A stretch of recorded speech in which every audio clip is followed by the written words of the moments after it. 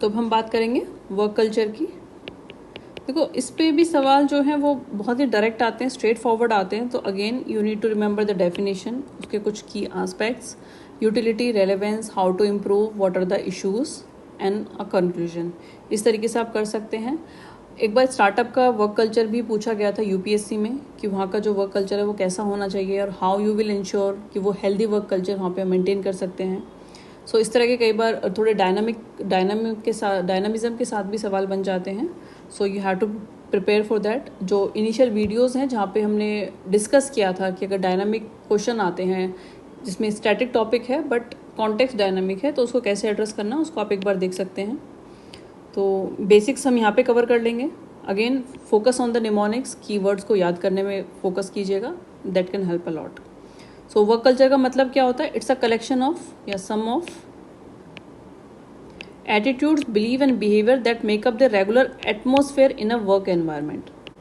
Work culture reflects how employees interact with each other. अभी हमने बात की कि टीम है या हायरार्की की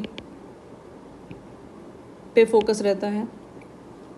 and ideologies and principles of the organisation की प्रोडक्टिविटी को आप फोकस कर रहे हैं या कितना टाइम वहाँ पे स्पेंड किया है उसने, एम्प्लॉय ने, उस बात पे फोकस किया जा रहा है। देन अगर हेल्दी वर्क कल्चर की बात करें तो क्या फीचर्स होंगे? HCC pool, try to remember that. अभी हमने 2-3 निमोनिक्स याद किए हैं, प्लीज़ एक बार फिर से उसको रिवाइज कर लेते हैं। हमने एक तो बात की थी QCS वेट, ये उसके कंपोनेंट्स हैं। इसी तरीके से आप रिवाइज करते रहिए। सो HCC में H is for human resource should be treated as an asset, not merely cog in the machine but as an asset.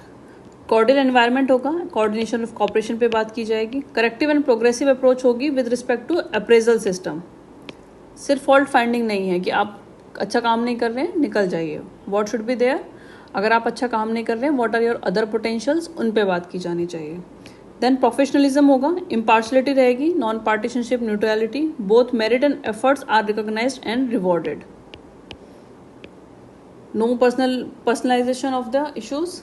Then opportunity to speak freely, constructive criticism, communicate and interact. Then opportunity for upskilling and reskilling. अगर आपको एक organisation में लंबे समय तक survive करना है तो it's a very very essential aspect कि वर्क कल्चर ऐसा होना चाहिए which focus on the upskilling and reskilling. Then जो वहाँ पे लीडर्स हैं, they should be as a guide and mentors, creating leaders in pipeline. ऐसा नहीं होना चाहिए कि बहुत ही हायरार्कियल है एंड टॉप डाउन अप्रोच है। सो अगर ये एस्पेक्ट होंगे तो नेगेटिव वर्क कल्चर हो जाएगा। हेल्दी वर्क कल्चर के लिए HCC पूल आपको ये निमोनिक याद रखना है। देन रिफॉर्म कैसे लेके आना है हमें वर्क कल्चर में। So measures to ensure healthy work culture वो क्या होगा? देखो सीधी सी बात है, अगर इस तरह का सवाल आता है तो आप HCC पूल इन्हीं फैक्टर्स को ध्यान में रखिएगा जो फीचर्स हैं, और इन्हीं पे काम करना है, इन्हीं को इम्प्रूव करना है। Along with that ensure the reinforcement. Reinforcement क्या होता है? To transform a change into habit.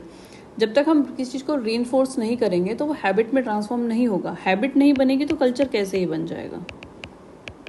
So you need to add the reinforcement aspect to the existing features of the healthy work culture.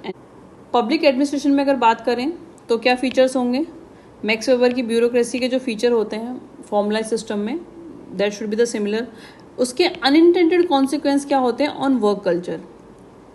So in case unique features are asked in the question paper कि public administration के unique feature क्या होते हैं, अगर ऐसा कोई question आता है पेपर में, so you need to focus on these points.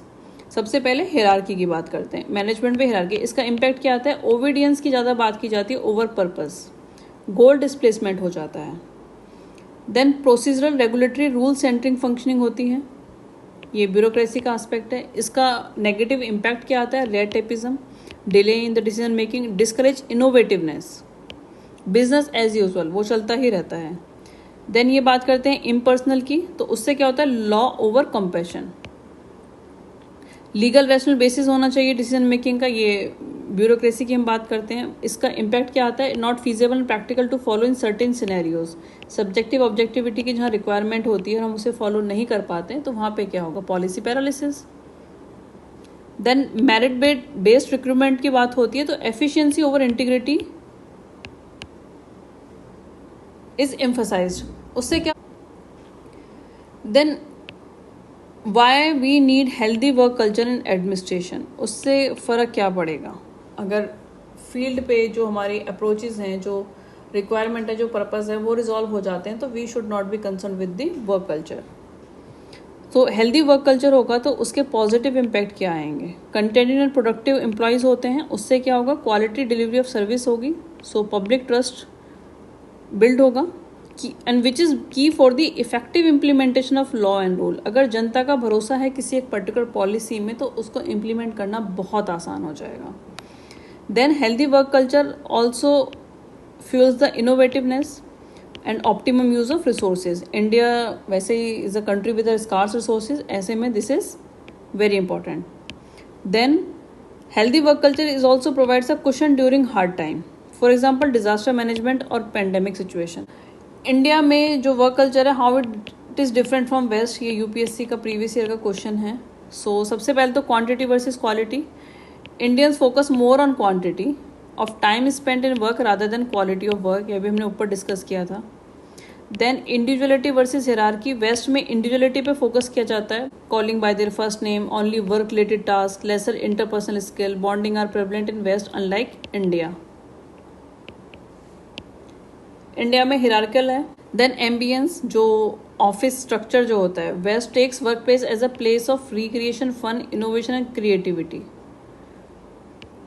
hence focus more on aesthetic aspect, और unlike Indian counterpart which focus majorly on productivity। वहाँ पे हियरार्की बहुत ही क्लियरली रिफ्लेक्ट कर रही होती है। जो टॉप मोस्ट मैनेजमेंट है, they have the large cabins, corner cabins, फिर उसके बाद size of cabin reduces as their position reduces, so this reflects the hierarchy very clearly. So no work culture can set responsible public service standards if a trio of authority, delegation and ego cultures the work environment। अगर ये तीन चीज़ें आपके work environment हैं, authority, delegation और ego, so you cannot really have a healthy work culture। तो different type of work culture कैसे होते हैं, क्लान कल्चर, कॉमन इंटरेस्ट पे बनता है, dynamic and interested family. Then adhocracy, employees are encouraged to take risk and executives are viewed as entrepreneurs or innovators। Then market culture, market culture is based on competitive dynamics and producing tangible result, what you bring on the desk। hierarchy culture, structure and control are the cornerstone of this type of company culture, ये usually India के case में देखा जाता है। The next topic is quality of service delivery।